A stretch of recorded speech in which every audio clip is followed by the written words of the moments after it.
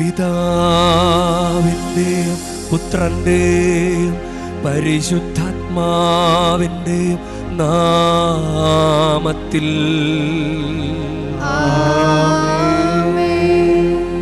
നമ്മുടെ കർത്താവായ യേശുക്രിസ്തുവിൻ്റെ കൃപയും പിതാവായ ദൈവത്തിൻ്റെ സ്നേഹവും പരിശുദ്ധാത്മാവിൻ്റെ സംസർഗവും നിങ്ങളോടു കൂടെ.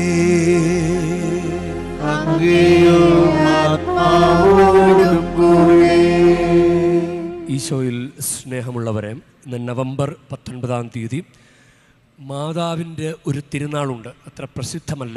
അത് പുവർട്ടോ റിക്കോ എന്ന് പറഞ്ഞ ഒരു അമേരിക്കൻ കരീബിയൻ ദ്വീപാണ്.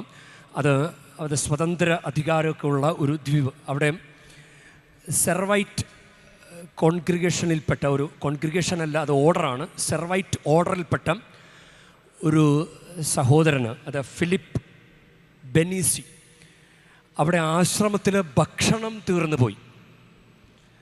അപ്പോൾ അവർ മാതാവിനോട് പ്രാർത്ഥിച്ചു. അപ്പോൾ അങ്ങനെ മാതാവ് എങ്ങനെയൊക്കെ കൊണ്ടുവന്ന് കുറേ ഭക്ഷണം കൊണ്ടുവന്ന് അവിടെ വെച്ചു കൊടുത്തു.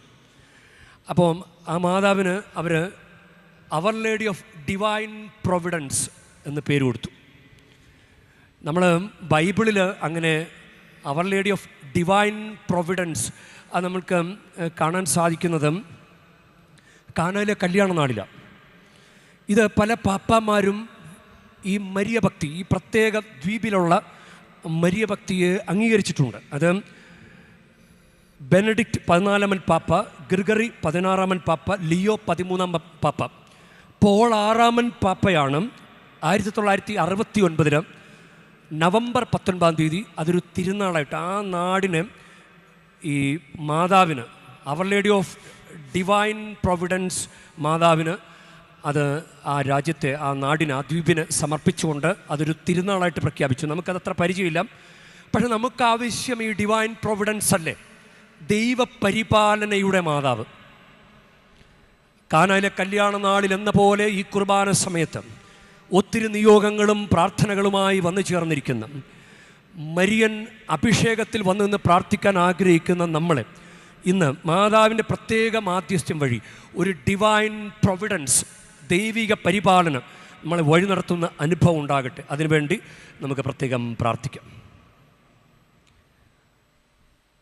സഹോദരരെ, ദിവ്യരഹസ്യങ്ങൾ കൊണ്ടാടുന്നതിന് നാം യോഗ്യരാകേണ്ടതിന് നമ്മുടെ പാപങ്ങൾ ഏറ്റുപറയാ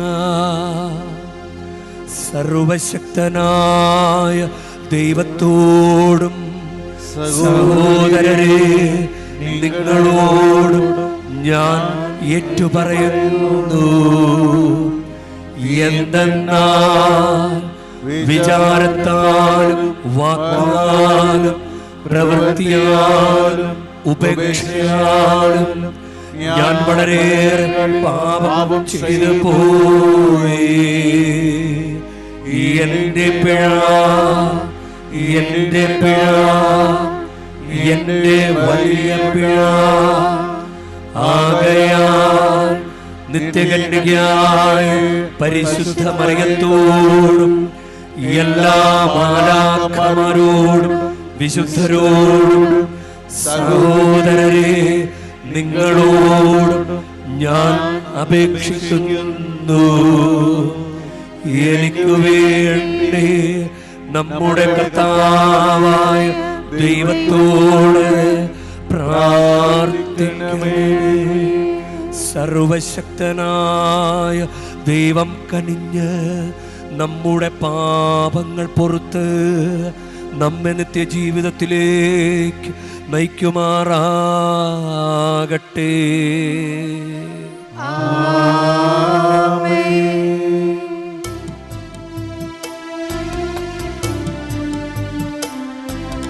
കർത്താവേ കനിയണമേ, കർത്താവേ കനിയണമേ. ക്രിസ്തുവേ ക്രിസ്തുവേ കനിയേണമേ, ക്രിസ്തുവേ കനിയേണമേ, കർത്താവേ കനിയേണമേ, കർത്താവേ കനിയേണമേ. നമുക്ക് പ്രാർത്ഥിക്കാം. ഞങ്ങളുടെ ദൈവമായ കർത്താവേ, അങ്ങയോടുള്ള ഭക്തിയിൽ എപ്പോഴും ആനന്ദിക്കുവാൻ അനുഗ്രഹിക്കണമേ. എന്തെന്നാൽ നിലനിൽക്കുന്നതും സമ്പൂർണവുമായ ആനന്ദം സകല നന്മകളുടെയും ഉടയവന് നിരന്തരം ഞങ്ങൾ ശുശ്രൂഷ ചെയ്യുന്നതിലാണല്ലോ. അങ്ങയോടു കൂടെ പരിശുദ്ധാത്മാവുമായുള്ള ഐക്യത്തിൽ എന്നെന്നും ദൈവമായി ജീവിച്ചു വാഴുന്ന ഞങ്ങളുടെ കർത്താവും അങ്ങയുടെ പുത്രനുമായ യേശുക്രിസ്തു വഴി ഞങ്ങൾ സമർപ്പിക്കുന്ന പ്രാർത്ഥന കേട്ടരുളേണമേ.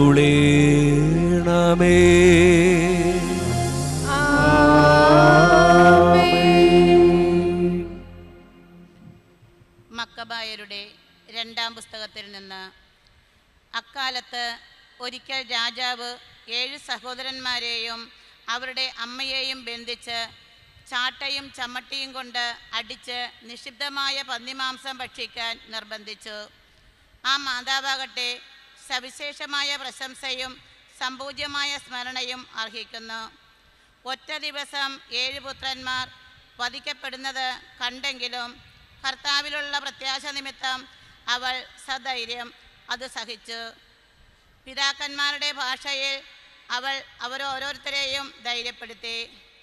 ശ്രേഷ്ഠമായ വിശ്വാസദാർഢ്യത്തോടെ സ്ത്രീ സഹജമായ വിവേചനാശക്തിയെ പുരുഷോചിതമായ ധീരത കൊണ്ട് ബലപ്പെടുത്തി.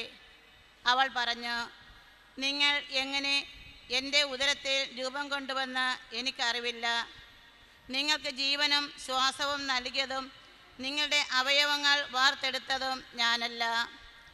മനുഷ്യനെ ഉരുവാക്കുകയും എല്ലാറ്റിൻ്റെയും ആരംഭം ഒരുക്കുകയും ചെയ്ത ലോകസൃഷ്ടാവ് തൻ്റെ നിയമത്തെ പ്രതി നിങ്ങൾ നിങ്ങളെ തന്നെ വിസ്മരിക്കുന്നതിനാൽ കരുണാപൂർവം നിങ്ങൾക്ക് ജീവനും ശ്വാസവും വീണ്ടും നൽകും. അവൾ തന്നെ അവഹേളിക്കുകയാണെന്ന് അവളുടെ സ്വരം കൊണ്ട് അന്തിയോക്കസിന് തോന്നി. ഏറ്റവും ഇളയ സഹോദരൻ ഇനിയും ബാക്കിയുണ്ടായിരുന്നു. അവനോട് ആവശ്യപ്പെടുക മാത്രമല്ല, പിതാക്കന്മാരുടെ മാർഗത്തിൽ നിന്ന് വ്യതിചലിക്കുകയാണെങ്കിൽ അവന് ധനവും അസൂയാർഹമായ സ്ഥാനവും നൽകാമെന്നും തൻ്റെ സ്നേഹിതനായി സ്വീകരിച്ച് ഭരണകാര്യങ്ങളിൽ അധികാരം ഏൽപ്പിക്കാമെന്നും അന്തിയോക്കസ് അവന് ശപഥപൂർവം വാക്കുകൊടുക്കുകയും ചെയ്തു. ആ യുവാവ് സമ്മതിച്ചില്ല. അവൻ്റെ അമ്മയെ അടുക്കൽ വിളിച്ച് തന്നെ തന്നെ രക്ഷിക്കാൻ കുമാരനെ ഉപദേശിക്കണമെന്ന് രാജാവ് നിർബന്ധിച്ചു. നിർബന്ധം കൂടിയപ്പോൾ അവൾ പുത്രനെ പ്രേരിപ്പിക്കാമെന്നേറ്റു. പുത്രൻ്റെ മേൽ ചാഞ്ഞ് അവൾ ക്രൂരനായ ആ സ്വേച്ഛാധിപതിയെ നിന്ദിച്ചുകൊണ്ട് മാതൃഭാഷയിൽ പറഞ്ഞു, മകനെ, എന്നോട് ദയ കാണിക്കുക. 9 മാസം ഞാൻ നിന്നെ ഗർഭത്തിൽ വഹിച്ചു. 3 കൊല്ലം മുലയൂട്ടി. നിന്നെ ഇന്ന് വരെ പോറ്റി വളർത്തി. മകനെ, ഞാൻ യാചിക്കുന്നു, ആകാശത്തെയും ഭൂമിയെയും നോക്കുക. അവയിലുള്ള ഓരോന്നും കാണുക. ഉണ്ടായിരുന്നവയിൽ നിന്നല്ല ദൈവം അവയെ സൃഷ്ടിച്ചതെന്ന് മനസ്സിലാക്കുക. മനുഷ്യരും അതുപോലെയാണ് സൃഷ്ടിക്കപ്പെട്ടത്. ഈ കശാപ്പുകാരനെ ഭയപ്പെടേണ്ട. സഹോദരന്മാർക്ക് യോജിച്ചവനാണ് നീയെന്ന് തെളിയിക്കുക. മരണം വരിക്കുക. ദൈവകൃപയാൽ നിന്റെ സഹോദരന്മാരോടൊത്ത് എനിക്ക് നിന്നെ വീണ്ടും ലഭിക്കാനിടയാകട്ടെ. അവൾ സംസാരിച്ചു തീർന്നയുടനെ യുവാവ് ചോദിച്ചു, നിങ്ങൾ എന്തിനാണ് വൈകുന്നത്? രാജകൽപ്പന ഞാൻ അനുസരിക്കുകയില്ല. മോശ വഴി ഞങ്ങളുടെ പിതാക്കന്മാർക്ക് ലഭിച്ച നിയമം ഞാൻ അനുസരിക്കുന്നു. ഹെബ്രായത്തിനെതിരെ സകല സൃഷ്ടതകളിലും പ്രവർത്തിക്കുന്ന നീ ദൈവകരങ്ങളിൽ നിന്ന് രക്ഷപ്പെടുകയില്ല. കർത്താവിൻ്റെ വചനം.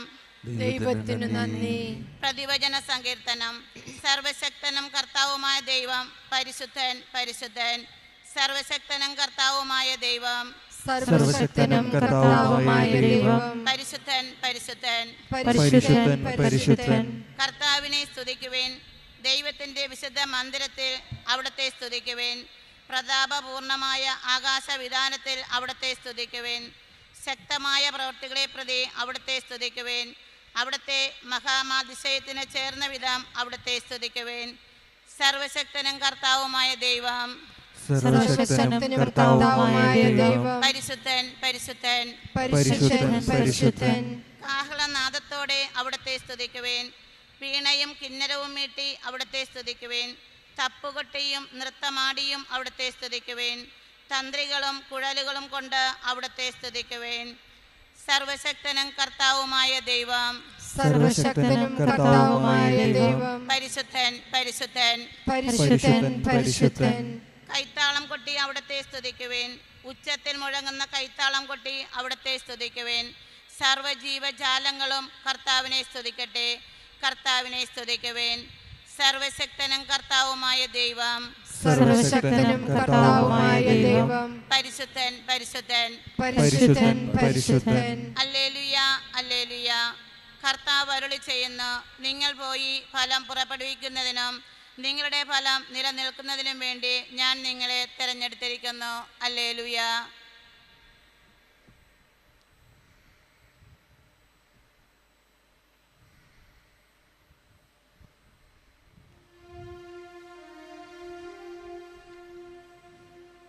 കർത്താവ് നിങ്ങളോടുകൂടെ, അങ്ങേ ആത്മാവോടുകൂടെ. വിശുദ്ധ ലൂക്കാ എഴുതിയ വിശുദ്ധ സുവിശേഷത്തിൽ നിന്നുള്ള വായന. കർത്താവേ, അങ്ങേക്ക് മഹത്വം. അക്കാലത്ത് ജെറുസലേമിന് സമീപത്തായ ജനങ്ങൾ യേശുവിനെ കേട്ടുകൊണ്ടിരിക്കുമ്പോൾ അവനൊരു ഉപമ പറഞ്ഞു. കാരണം ദൈവരാജ്യം ഉടൻ വന്നു ചേരുമെന്ന് അവർ വിചാരിക്കുകയും ചെയ്തിരുന്നു. അവൻ പറഞ്ഞു, ഒരു പ്രഭു രാജപദവി സ്വീകരിച്ച് തിരിച്ചു വരുവാൻ വേണ്ടി ദൂരദേശത്തേക്ക് പോയി. അവൻ ഭൃത്യന്മാരിൽ 10 പേരെ വിളിച്ച് 10 നാണയം അവരെ ഏൽപ്പിച്ചുകൊണ്ട് പറഞ്ഞു, ഞാൻ തിരിച്ചു വരുന്നത് വരെ നിങ്ങൾ ഇതുകൊണ്ട് വ്യാപാരം ചെയ്യുവിൻ. അവൻ്റെ പൗരന്മാർ അവനെ വെറുത്തിരുന്നു. ഈ മനുഷ്യൻ ഞങ്ങളെ ഭരിക്കുവാൻ ഞങ്ങൾ ഇഷ്ടപ്പെടുന്നില്ല എന്ന നിവേദനവുമായി അവർ ഒരു പ്രതിനിധി സംഘത്തെ അവൻ്റെ പിന്നാലെ അയച്ചു. എന്നാൽ അവൻ രാജപദവി സ്വീകരിച്ച് തിരിച്ചു വന്നു. താൻ പണമേൽപ്പിച്ചിരുന്ന ഭൃത്യന്മാർ വ്യാപാരം ചെയ്ത് എന്ത് സമ്പാദിച്ചുവെന്ന് അറിയുന്നതിന് അവരെ വിളിക്കുവാൻ അവൻ കൽപ്പിച്ചു. ഒന്നാമൻ വന്നു പറഞ്ഞു, യജമാനനെ, നീ തന്ന നാണയം 10 കോടി നേടിയിരിക്കുന്നു. അവൻ പറഞ്ഞു, കൊള്ളാം, നല്ലവനായ ഭൃത്യ, ചെറിയ കാര്യത്തിൽ വിശ്വസ്തനായിരുന്നത് കൊണ്ട് 10 നഗരങ്ങളുടെ മേൽ നീ അധികാരിയായിരിക്കും. രണ്ടാമൻ വന്ന് പറഞ്ഞു, യജമാനനെ, നീ തന്ന നാണയം 5 കോടി നേടിയിരിക്കുന്നു. യജമാനൻ അവനോട് പറഞ്ഞു, 5 നഗരങ്ങളുടെ മേൽ നീ അധികാരിയായിരിക്കും. വേറൊരുവൻ വന്ന് പറഞ്ഞു, യജമാനനെ, ഞാൻ തുണിയിൽ പൊതിഞ്ഞ് സൂക്ഷിച്ചിരുന്ന നിന്റെ നാണയമിതാ. നിന്നെ എനിക്ക് ഭയമായിരുന്നു, കാരണം നീ കർക്കശനും വയ്ക്കാത്തത് എടുക്കുന്നവനും വിതയ്ക്കാത്തത് കൊയ്യുന്നവനുമാണ്. അവൻ പറഞ്ഞു, ദുഷ്ടഭൃത്യ, നിന്റെ വാക്കുകൊണ്ട് തന്നെ നിന്നെ ഞാൻ വിധിക്കും. ഞാൻ കർക്കശനും വയ്ക്കാത്തത് എടുക്കുന്നവനും വിതയ്ക്കാത്തത് കൊയ്യുന്നവനുമാണെന്ന് നീ അറിഞ്ഞിരുന്നുവല്ലോ. പിന്നെ നീ എന്തുകൊണ്ട് പണമിടപാടുകാരെ എൻ്റെ പണം ഏൽപ്പിച്ചില്ല? എങ്കിൽ ഞാൻ മടങ്ങി വന്നപ്പോൾ പലിശയോട് കൂടി അത് തിരിച്ചു വാങ്ങുമായിരുന്നില്ലേ? അവൻ ചുറ്റും നിന്നവരോട് പറഞ്ഞു, അവനിൽ നിന്ന് ആ നാണയമെടുത്ത് 10 നാണയമുള്ളവന് കൊടുക്കുക.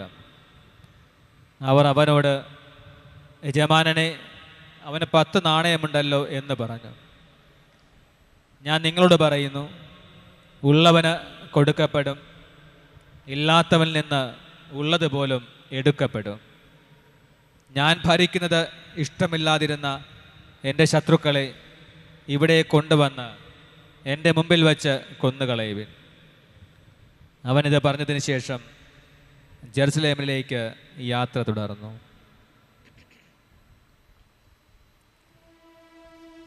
കർത്താവിൻ്റെ സുവിശേഷം. ക്രിസ്തുവേ, അങ്ങേക്ക് സ്തുതി.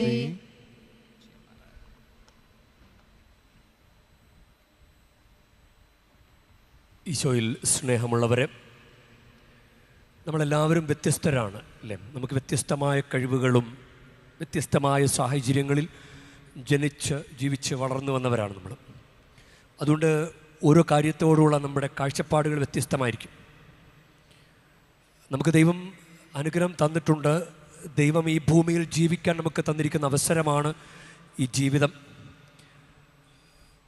ഒരു അപ്പനും അമ്മയെയും ദൈവം ഒരു കുടുംബജീവിതത്തിലേക്ക് കൊണ്ടുവന്നിട്ട് അവരിലൂടെ സൃഷ്ടികർമ്മം ചെയ്യുമ്പോൾ നമ്മളൊരു കാര്യം മനസ്സിലാക്കണം.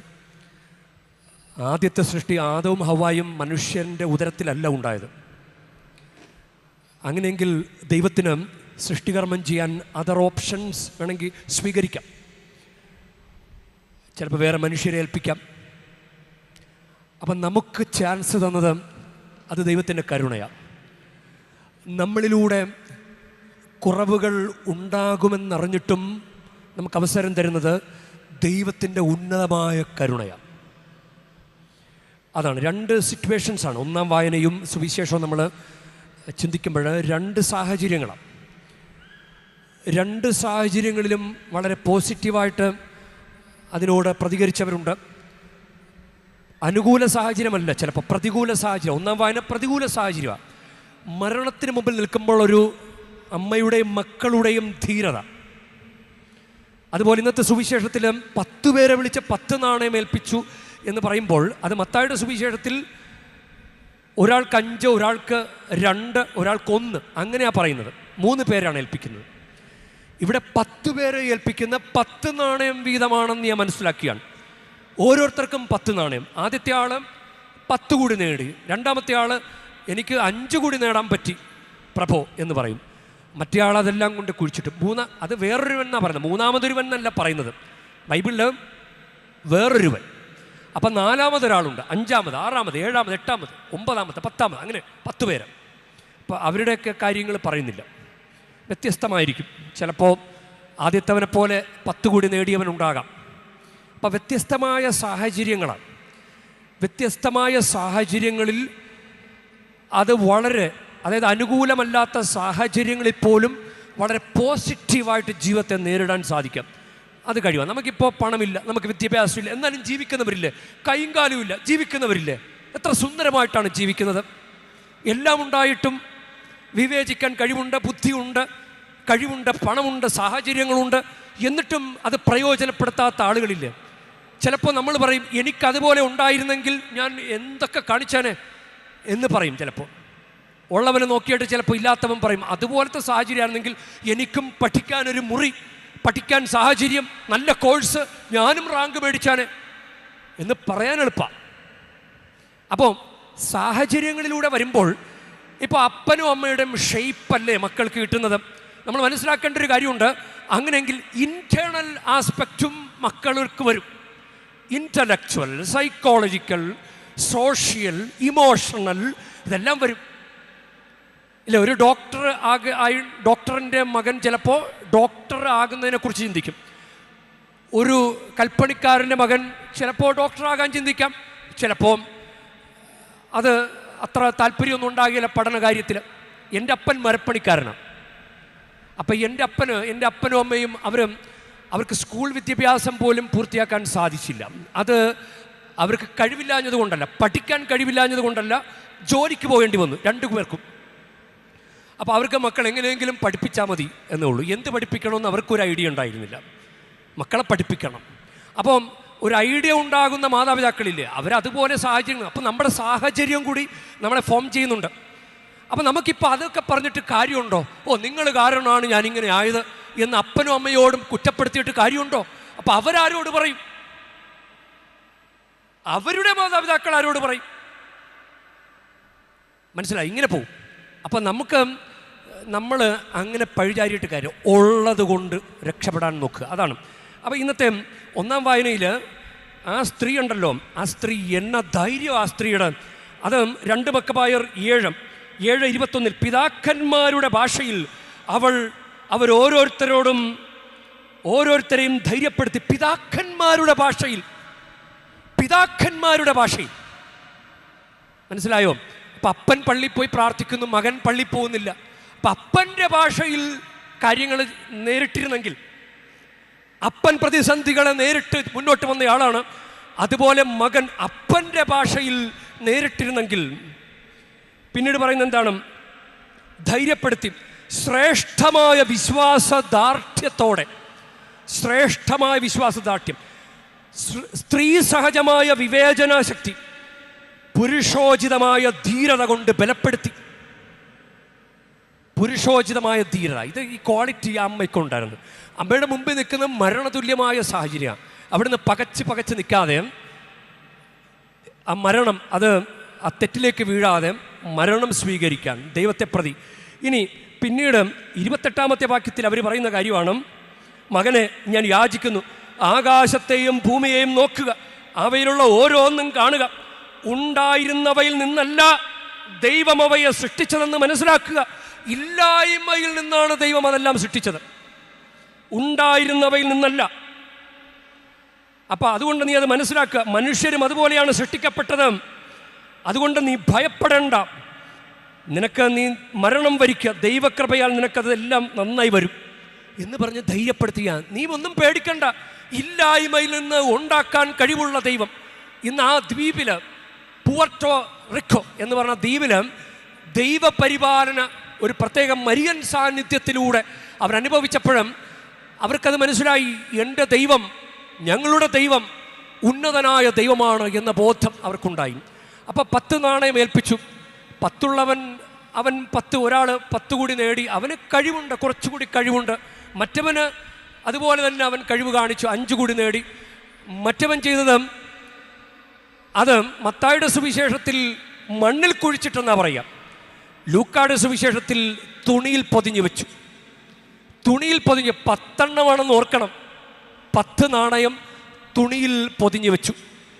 ഇത് മണ്ണിൽ കുഴിച്ചിടാനും തുണിയിൽ പൊതിഞ്ഞു വെക്കുവാനുമുള്ള ബുദ്ധി അതെവിടെ നിന്നാ?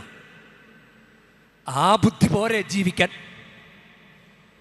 തുണിയിൽ പൊതിഞ്ഞു വെക്കാനും മണ്ണിൽ കുഴിച്ചിടാനുമുള്ള ബുദ്ധി പോരെ ജീവിക്കാൻ? ഇനി അവൻ്റെ വർത്തമാനം ഒന്ന് ശ്രദ്ധിച്ചേ. അവൻ്റെ സംസാരം, നിന്നെനിക്ക് ഭയമായിരുന്നു, കാരണം നീ കർക്കശനും വയ്ക്കാത്തത് എടുക്കുന്നവനും വിതയ്ക്കാത്തത് കൊയ്യുന്നവനുമാണ് എന്ന് പറഞ്ഞു. ഈ വർത്തമാനം പറയാനായിട്ടുള്ള ആ വാക്കുകൾ, ആ ചിന്ത പോയ വഴി നോക്കിക്കേ. വയ്ക്കാത്തടുത്ത് എടുക്കുന്നവനും എന്നൊക്കെ പറയുന്ന ആ ചിന്ത, അത്രയും ചിന്തിച്ചിരുന്നെങ്കിൽ ആ പണം എങ്ങനെ ഉപയോഗപ്പെടുത്താമെന്ന് അവന് മനസ്സിലാക്കാമായിരുന്നു. അത്രയും ചിന്തിക്കാനുള്ള കഴിവുണ്ടായിരുന്നെങ്കിൽ.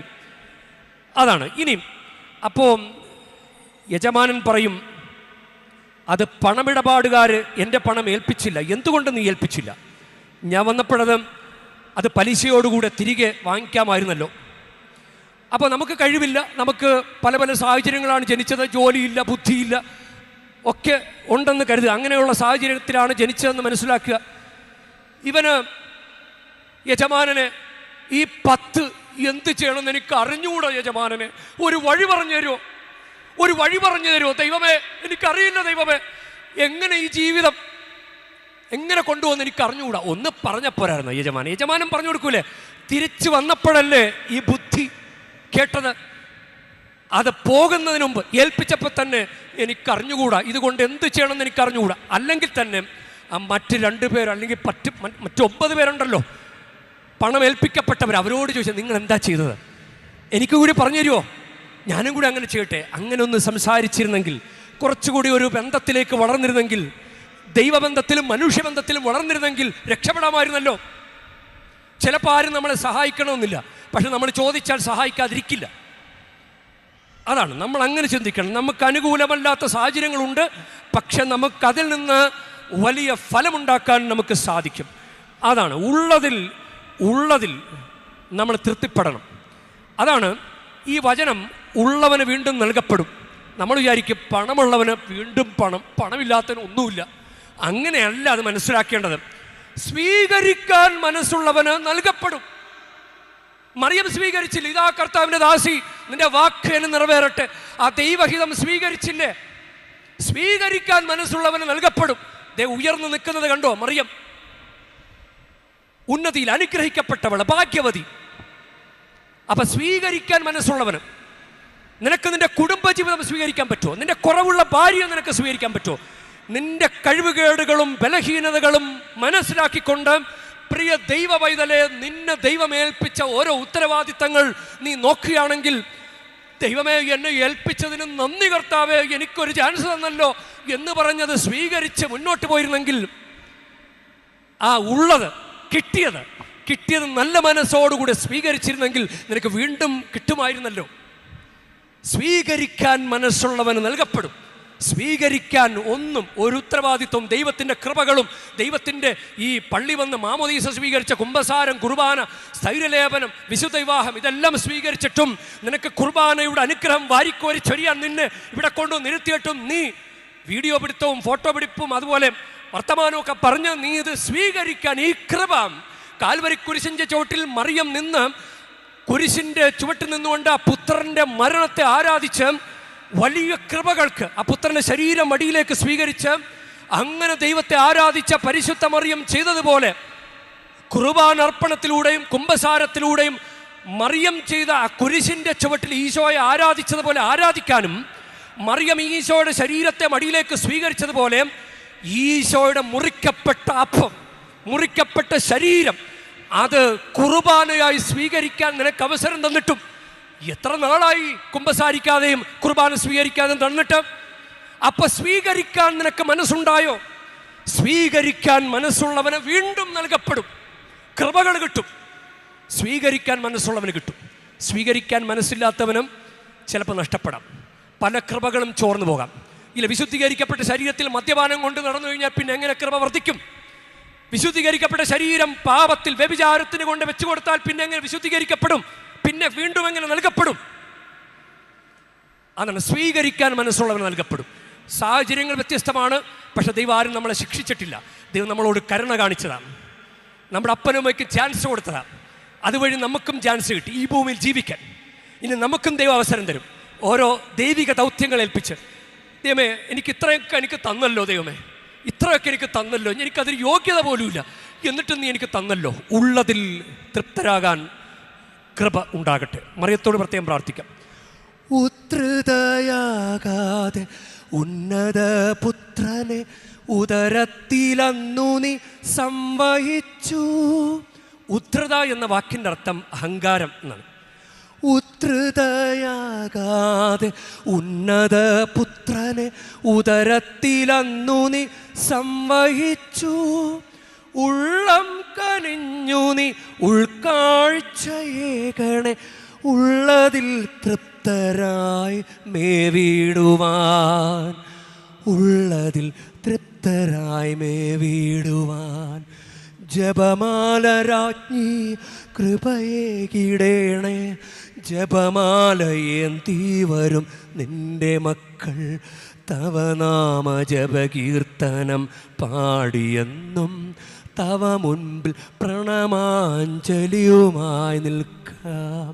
പരിശുദ്ധ അമ്മേ, ഉള്ളതുകൊണ്ട് തൃപ്തിപ്പെട്ട് ദൈവകൃപ നിറഞ്ഞവളെ എന്ന് വിളിച്ചപ്പോൾ പോലും എനിക്കൊരു യോഗ്യതയില്ല, ഞാൻ ദാസി മാത്രമാണ് എന്ന് പറഞ്ഞ് അതെല്ലാം കൈനീട്ടി ഉള്ളിലേക്ക് സ്വീകരിച്ച പരിശുദ്ധ മറിയമേ, ഞങ്ങളുടെ സാഹചര്യങ്ങളിൽ പ്രതികൂലമായ സാഹചര്യങ്ങളാണെങ്കിൽ പോലും അനുഗ്രഹിക്കപ്പെട്ട അവസ്ഥകളുണ്ട്. അതെല്ലാം വിനയത്തോടെ എളിമയോടുകൂടെ സ്വീകരിച്ച് ഫലം പുറപ്പെടുവിക്കുവാൻ, വർദ്ധിപ്പിക്കുവാൻ, കൃപ ഇരട്ടിപ്പിക്കുവാൻ ഞങ്ങളെയും സഹായിക്കണമേ.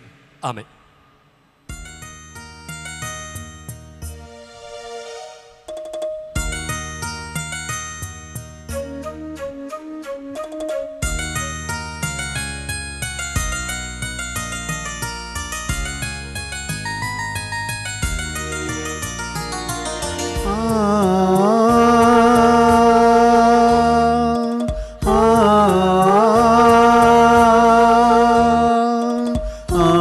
ആ ആസയിൽ പീലാസയിൽ കാഴ്ചയേകാം ജീവിതം കാരുണ്യവാനായി നല്ല ദൈവമേ ആസയിൽ പീലാസയിൽ കാഴ്ചയേകാം ജീവിതം കാരുണ്യവാനായി നല്ല ദൈവമേ സ്നേഹമായി സാദരം സ്വീകരിച്ചാലു ഈലയാൽ എന്നുടെ ഈ കാഴ്ചകൾ. പ്രിയ സഹോദരരെ, എൻ്റെയും നിങ്ങളുടെയും ബലി സർവശക്തനും പിതാവുമായ ദൈവത്തിന് സ്വീകാര്യമാകുവാൻ വേണ്ടി നിങ്ങൾ പ്രാർത്ഥിക്കുവൻ. കർത്താവ് തന്റെ നാമത്തിന്റെ സ്തുതിക്കും മഹിമയ്ക്കും നമ്മുടെയും അവിടുത്തെ തിരുസഭ മുഴുവന്റെയും നന്മയ്ക്കുമായി അങ്ങേ കരങ്ങളിൽ നിന്ന് ഈ ബലി സ്വീകരിക്കുമാറാകട്ടെ. കർത്താവേ, അങ്ങേ മഹിമപ്രാഭവത്തിന് മുമ്പിൽ സമർപ്പിക്കുന്ന കാഴ്ചദ്രവ്യങ്ങൾ ഭക്തിയാദരത്തിൻ്റെ കൃപ ഞങ്ങൾക്ക് നേടിത്തരികയും നിത്യാനന്ദത്തിൻ്റെ ഫലം ഞങ്ങൾക്ക് കരഗതമാക്കുകയും ചെയ്യണമേ. ഞങ്ങളുടെ കർത്താവായ ക്രിസ്തു വഴി ഞങ്ങൾ സമർപ്പിക്കുന്ന പ്രാർത്ഥന കേട്ടരുളേണമേ.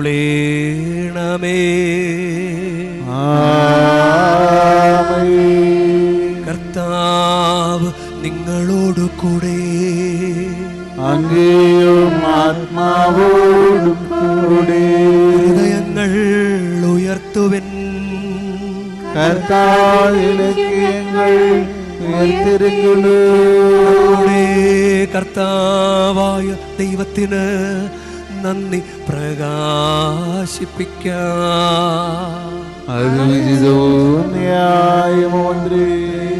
കർത്താവേ, പരിശുദ്ധനായ പിതാവേ, സർവശക്തനും നിത്യനുമായ ദൈവമേ, ഞങ്ങളുടെ കർത്താവായ ക്രിസ്തു വഴി എങ്ങും എപ്പോഴും അങ്ങേക്ക് ഞങ്ങൾ കൃതജ്ഞത അർപ്പിക്കുന്നത് യഥാർത്ഥത്തിൽ ഉചിതവും ന്യായവും യോഗ്യവും രക്ഷാകരവുമാണല്ലോ.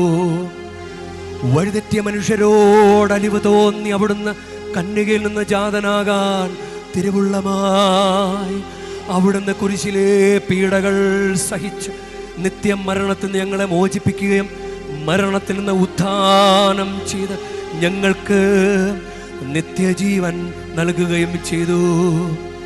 ആകയാൽ എല്ലാ മാലാഖമാരോടും വിശുദ്ധരോടും ചേർന്ന് അങ്ങയുടെ മഹത്വത്തെ പ്രകീർത്തിച്ചുകൊണ്ട് ഞങ്ങളും താഴ്മയോടെ ആലപിക്കുന്നു. പരിശുദ്ധൻ പരിശുദ്ധൻ പരിശുദ്ധൻ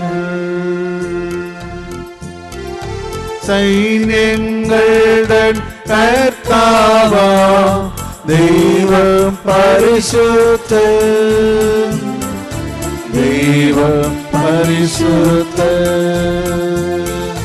നിരുപമങ്ങ് മഹിമകളാൽ നിറഞ്ഞുമതും വീണ്ടരുമോ. ഹോസാന ഹോസാന അത്യുന്നതങ്ങളിൽ ഹോസാന.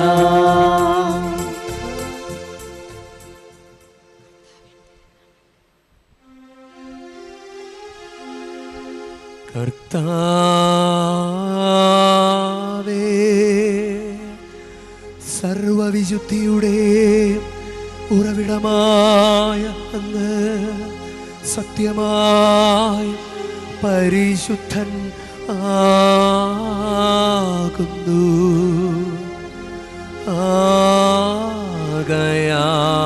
ആകയാൽ അങ്ങേ ആത്മാവാൽ മഞ്ഞുകണം പോലെ ഈ കാണിക്കകൾ പവിത്രമാക്കണമേ. അങ്ങനെ ഞങ്ങൾക്കായി ഇവ ഞങ്ങളുടെ കർത്താവായ യേശു ക്രിസ്തുവിൻ്റെ ശരീരവും രക്തവുമായി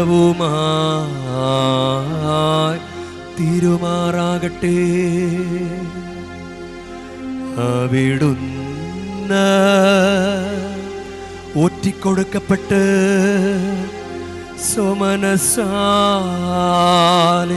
പീഡകൾ സഹിച്ചപ്പോൾ അപ്പമെടുത്ത് കൃതജ്ഞത പ്രകാശിപ്പിച്ച് മുറിച്ച് തൻ്റെ ശിഷ്യന്മാർക്ക് കൊടുത്ത് കൊണ്ട് അരുൾ ചെയ്തു. എല്ലാവരും ഇതിൽ നിന്നു വാങ്ങി ഭക്ഷിക്കുവിൻ. എന്തെന്നാൽ ഇത് നിങ്ങൾക്ക് വേണ്ടി അർപ്പിക്കാനിരിക്കുന്ന എൻ്റെ ശരീരമാകുന്നു.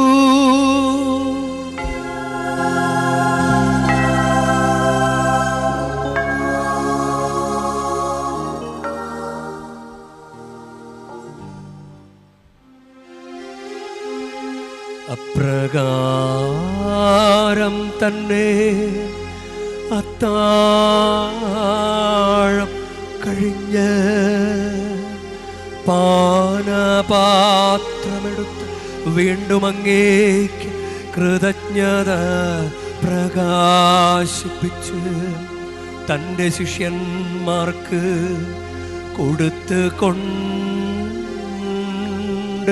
അരുൾ ചെയ്തു. എല്ലാവരും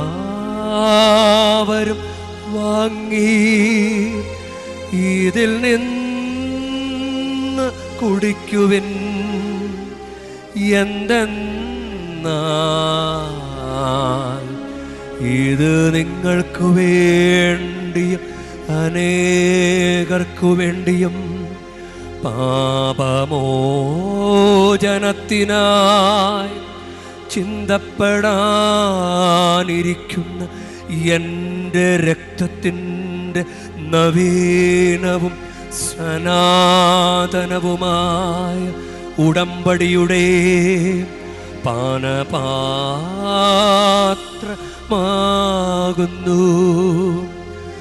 ഇതു നിങ്ങൾ എൻ്റെ ഓർമ്മയ്ക്കായി ചെയ്യുവിൻ.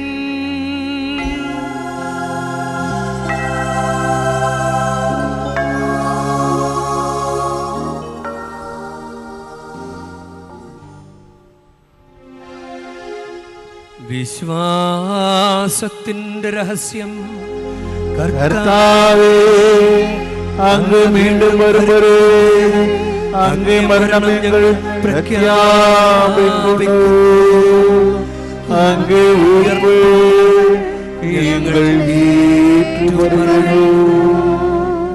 ആകയാൽ കർത്താവേ, അവിടുത്തെ മരണവും ഉയർപ്പും ഓർത്തുകൊണ്ട് അങ്ങേ തിരുമുൻപിൽ നിൽക്കുന്നതിനും അങ്ങേ പരിചരിക്കുന്നതിനും അർഹരാക്കി തീർത്തതിനും ഞങ്ങൾ നന്ദി പറഞ്ഞുകൊണ്ട് ജീവൻ്റെ അപ്പവും രക്ഷയുടെ പാനപാത്രവും ഞങ്ങൾ അങ്ങേക്ക് അർപ്പിക്കുന്നു. ക്രിസ്തുവിൻ്റെ ശരീരത്തിലും രക്തത്തിലും പങ്കുചേരുന്ന ഞങ്ങളെ പരിശുദ്ധാത്മാവിൽ ഒന്നായി ചേർക്കണമെന്ന് താഴ്മയോടെ ഞങ്ങൾ അപേക്ഷിക്കുന്നു.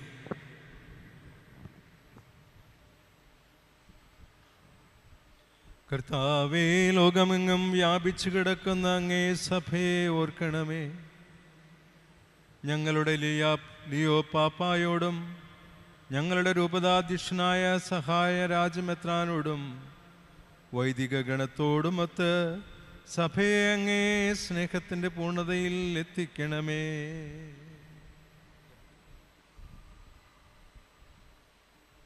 ഉയർപ്പിൻ്റെ പ്രത്യാശയോടെ നിദ്ര കൊള്ളുന്ന ഞങ്ങളുടെ സഹോദരങ്ങളെയും അങ്ങേ കാരുണ്യത്തിൽ മരണമടഞ്ഞ സകലരെയും അങ്ങ് ഓർക്കുകയും അങ്ങേ മുഖത്തിൻ്റെ പ്രകാശത്തിലേക്ക് അവരെ സ്വീകരിക്കുകയും ചെയ്യണമേ. ഞങ്ങളെല്ലാവരും കനിയണമെന്ന് ഞങ്ങൾ പ്രാർത്ഥിക്കുന്നു. അങ്ങനെ ദൈവമാതാവായ പരിശുദ്ധ കന്യകാമറിയത്തോടും ആ കന്യകയുടെ ഭർത്താവായ ഭാഗ്യപ്പെട്ട യൗസേപ്പിനോടും അനുഗ്രഹീതരായ അപ്പസ്തോലന്മാരോടും കാലാകാലങ്ങളിൽ അങ്ങയെ പ്രസാദിപ്പിച്ച സകല വിശുദ്ധരോടും ഒന്നിച്ച് നിത്യജീവനിൽ പങ്കുചേരുവാൻ ഞങ്ങളെ അർഹരാക്കുകയും അങ്ങേ പുത്രനായ യേശുക്രിസ്തു വഴി ഞങ്ങൾ അങ്ങയെ സ്തുതിക്കുകയും മഹത്വപ്പെടുത്തുകയും ചെയ്യുന്നു.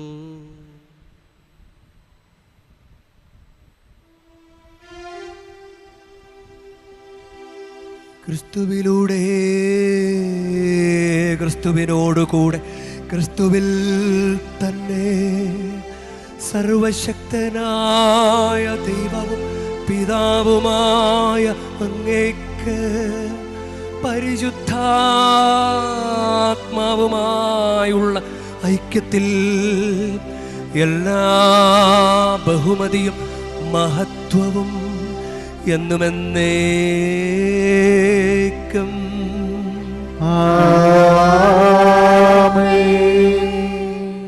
നമ്മുടെ കർത്താവ് കൽപ്പിച്ചതും പഠിപ്പിച്ചതും അനുസരിച്ച് നമുക്കൊന്ന് ചേർന്ന് പ്രാർത്ഥിക്കാം.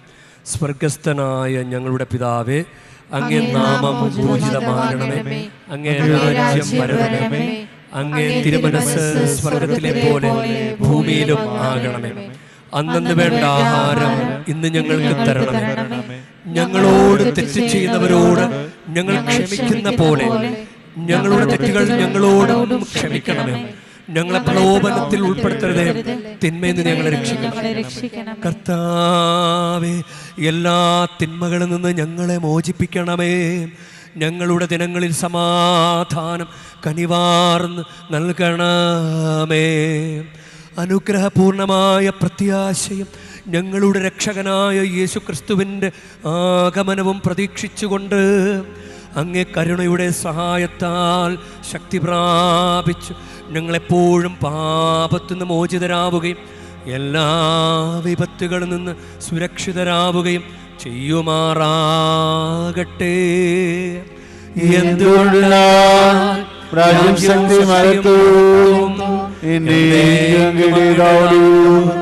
സമാധാനം ഞാൻ നിങ്ങൾക്ക് നൽകുന്നു, എൻ്റെ സമാധാനം നിങ്ങൾക്ക് ഞാൻ തരുന്നുവെന്ന് അങ്ങ് അപ്പോസ്തലന്മാരോട് അരുൾ ചെയ്ത കർത്താവായ യേശുക്രിസ്തുവേ, ഞങ്ങളുടെ പാപങ്ങളല്ല പിന്നെയോ അങ്ങേ സഭയുടെ വിശ്വാസം തൃക്കൺ പാർത്ത് അങ്ങ് തിരുവുള്ളമനുസരിച്ച് സഭയ്ക്ക് സമാധാനവും ഐക്യവും നൽകുവാൻ കനിയണമേ.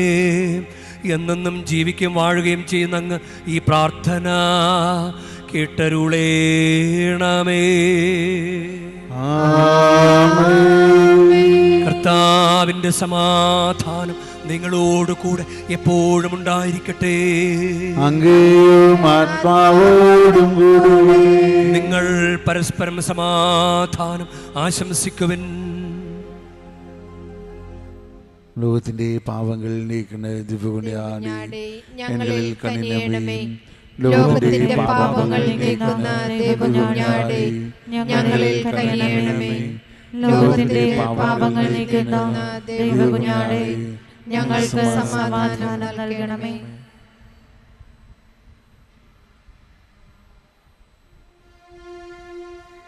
ഇതാ ദൈവത്തിൻ്റെ കുഞ്ഞാട്, ഇതാ ലോകത്തിൻ്റെ പാപങ്ങൾ നീക്കുന്നവൻ. കുഞ്ഞാടിൻ്റെ വിരുന്നിന് ക്ഷണിക്കപ്പെട്ടിരിക്കുന്നവർ അനുഗ്രഹീത. അങ്ങയുടെ ഭവനത്തിൽ പ്രവേശിക്കാൻ ഞാൻ യോഗ്യനല്ല. അങ്ങ് ഒരു വാക്ക് ഉച്ചരിച്ചാൽ മാത്രം മതി, എന്റെ ആത്മാവ് സുഖം പ്രാപിക്കും.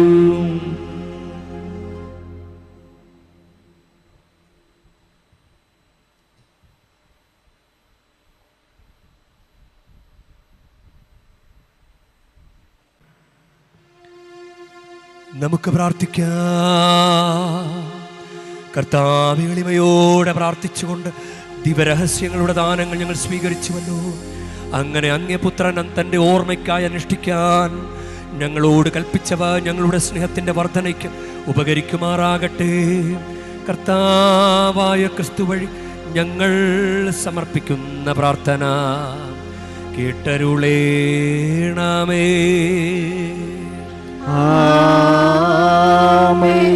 കർത്താവ് നിങ്ങളോട് കൂടെ,